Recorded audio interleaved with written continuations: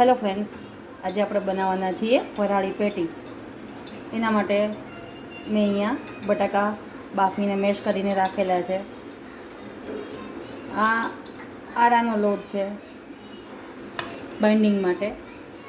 આમાં મેં સિંગદાણા, કોથમીર, મરચાં, આદુ, મીઠું, ગરમ મસાલો, ખાંડ અને કિસમિસ નાખેલી છે.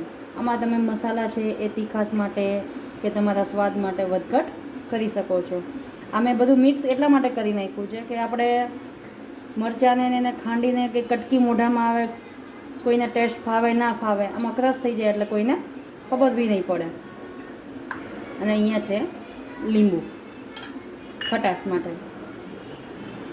હવે આપણે આ બધું મિક્સ કરી દેવાનું છે. આપણે આમાં મસાલો એડ કરી દઈશું.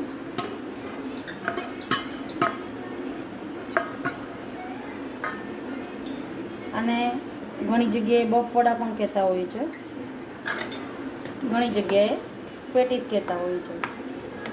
તમે લોકો શું કહો છો એ મને કોમેન્ટમાં જરૂર જણાવજો. આ એક એવી ફરાળી વાનગી છે કે જે નવી ને નવી અને ટેસ્ટમાં એકદમ યુનિક લાગે છે, જેથી બધાને ભાવે છે પણ વધારે. આપણે મસાલો એકદમ મેશ કરી દીધો છે. હવે આપણે આની ગોળી વાળી લેવાની છે.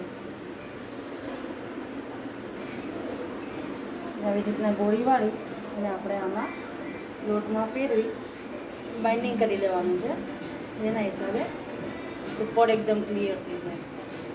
આમાંથી આપણે વધારાનો જે લોટ છે એને આવી રીતના ખંખેરી નાખવાનો છે.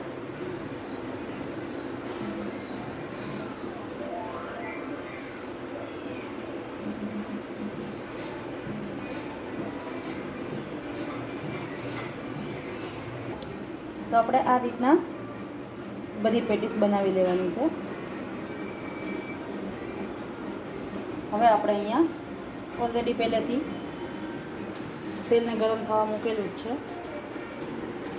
આપણું તેલ આવી ગયું છે. હવે આપણે આમાં તળી લઈશું. ઘણા લોકો આ તપકીરના લોટને ભજીયાની જેમ પણ કરે. તમે એમ પણ કરી શકો, તમે પણ એવી રીતના કરી શકો. ભજીયાની જેમ આપણે જેમ ચણાનો લોટ ડોઈએ એવી રીતના લોટને મીઠું નાખીને ડોઈ અને પછી એમાં આપણે ભજીયાની જેમ બનાવવાનું.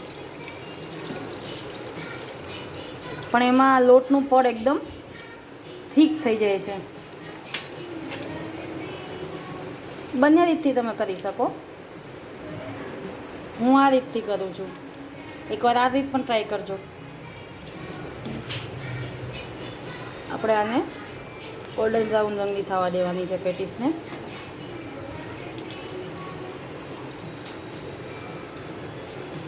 હવે તમે જોઈ શકો છો આપણી પેટીસ એકદમ રેડી થઈ ગઈ છે. હવે આપણે એને કાઢી લેવાની છે.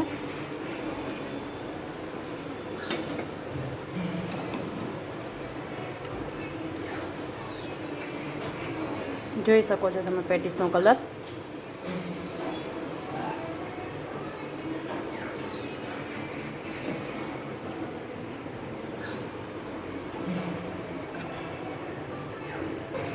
આપણે આવી જ રીતના આપણી બધી પેટીસને રેડી કરી લેવાની છે.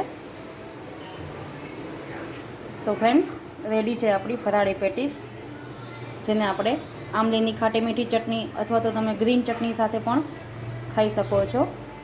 મેં અહીંયા આંબલીની ચટણી બનાવેલી છે. રેડી છે આપણી પેટીસ. જો તમને રેસીપી ગમે તો લાઈક કરજો, શેર કરજો, સબસ્ક્રાઈબ કરજો.